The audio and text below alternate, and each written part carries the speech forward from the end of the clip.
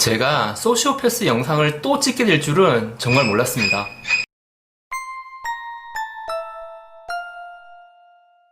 안녕하세요, 장백TV입니다. 제 영상이 경영과 사업에 관한 이야기를 많이 다루고 있는데요. 그 중에서 어떤 사기를 당하지 않는 법, 사기를 피하는 법, 그리고 소시오패스에 대한 이야기도 많이 올렸었죠.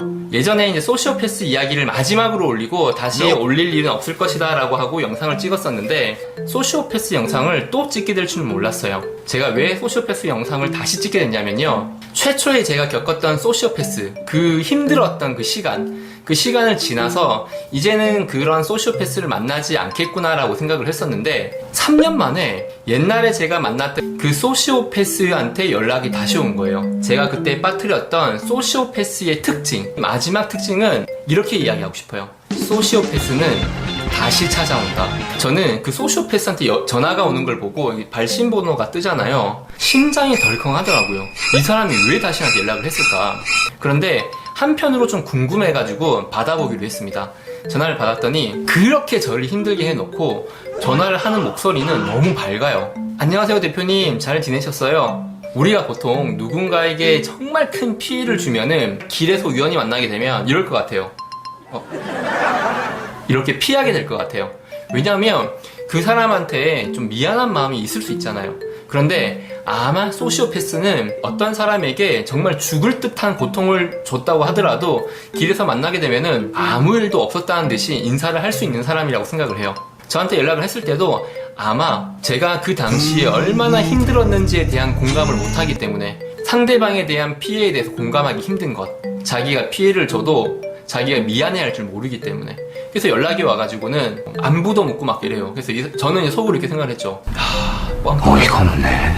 아무렇지 않게 내 안부를 물어보네, 이렇게 생각을 했는데, 전화번호가 4번째 바뀌었어요. 4번째.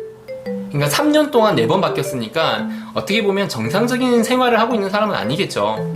이분이 2년 정도 전에 연락할 때만 하더라도 경찰서에서 연락이 와가지고 땡땡땡 이분이 우리 회사에 소속이 맞는지 전화가 왔었고, 은행에서도 전화가 왔었어요. 허위 재직 증명서를 작성을 해가지고 은행에 막 넣고 다니나 보더라고요.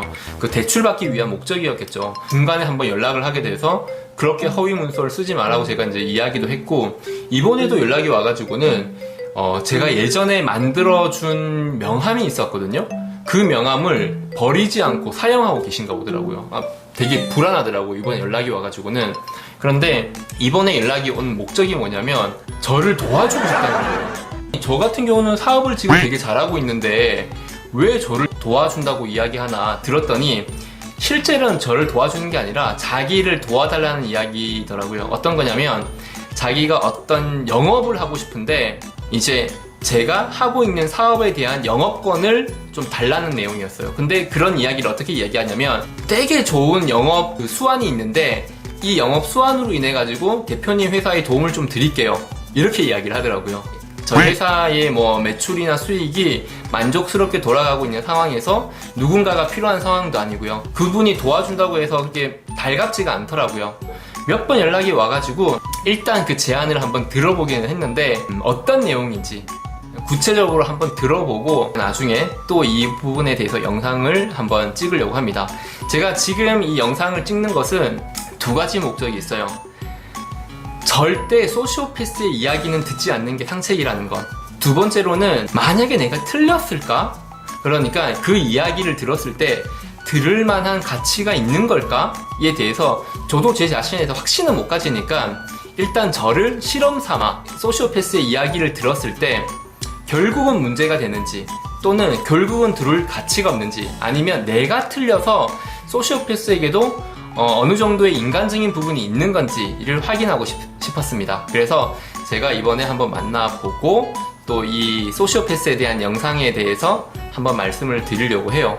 그리고 이번에 어떤 소시오패스로 추정이 되는 어떤 분의 영상을 좀 봤는데, 소시오패스의 한 가지 특징을 설명을 좀 해드리려고 하는 것은 어떤 부분이냐면, 소시오패스는 굉장히 대담해요. 내 자신에 대해서 어마어마하게 부풀려지는 거에 대한 두려움이 좀 없는 것 같아요. 그래서 내 자신에 대해서 과대포장하고, 우리는 누군가가 저를 좀 실제 저보다 더 크게 생각을 한다면 좀 부담감이 생기잖아요. 그래서 좀 오히려 그렇게 볼 때 겸손하게 보이려고 이야기를 하고 그렇지 않습니다 라고 이야기를 할 텐데, 소시오패스의 특징은 자기 자신이 굉장히 부풀려지는 현상에 대해서 즐길 줄 아는 사람, 오히려 더 부추겨서 나를 더 크게 보게끔 하는 그런 대담성, 좋게 이야기하면 대담함이죠. 그런 대담성이 있다는 것도 알게 됐습니다. 아까 이야기 드렸던 그 소시오패스 그분은 나중에 다시 내가 만나서 이야기를 듣게 되면 어떤 내용이었는지 한번 말씀을 드리도록 할게요. 이상 장백TV였습니다.